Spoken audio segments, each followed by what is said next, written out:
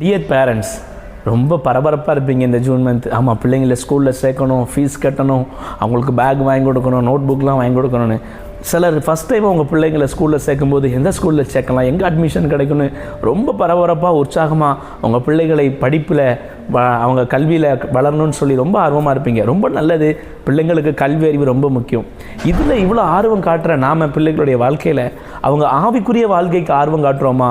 பிள்ளைகளை ஸ்கூலில் சேர்க்கறதுக்கு இவ்வளோ பிரயாசப்படுறோம், பணம் சேர்த்து வைக்கிறோம், அழைகிறோம், எந்த ஸ்கூல் நல்லா இருக்கணும்னு பல பேர்கிட்ட விசாரிக்கிறோம். ஆனால் உங்கள் பிள்ளைங்க சண்டே ஸ்கூல் போகிறாங்களா?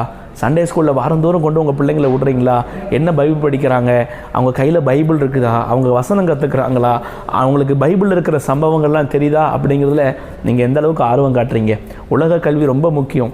6th படிக்கிற பாடம் 7th வராது, 7th படிக்கிறது அவங்களுக்கு 8th வராது. ஆனால் அவங்க படிக்கிற பைபிள் வாழ்க்கை முழுவதும் அவங்கள பரலோக ராஜ்யம் கொண்டு சேர்க்கும். பாவம் செய்யாமல் அவங்கள பரிசுத்தமாக வாழ வைக்கும்.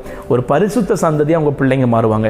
ஸோ உலக கல்விக்கு ஆர்வம் காட்டுற பெற்றோரே, உங்கள் பிள்ளைகளுடைய ஆவிக்குரிய வாழ்க்கைக்கும் நீங்கள் அதிக ஆர்வம் காட்டுங்க. உங்கள் பிள்ளைகள் வாழ்க்கை ரொம்ப ஆசீர்வாதமாக இருக்கும். God bless you.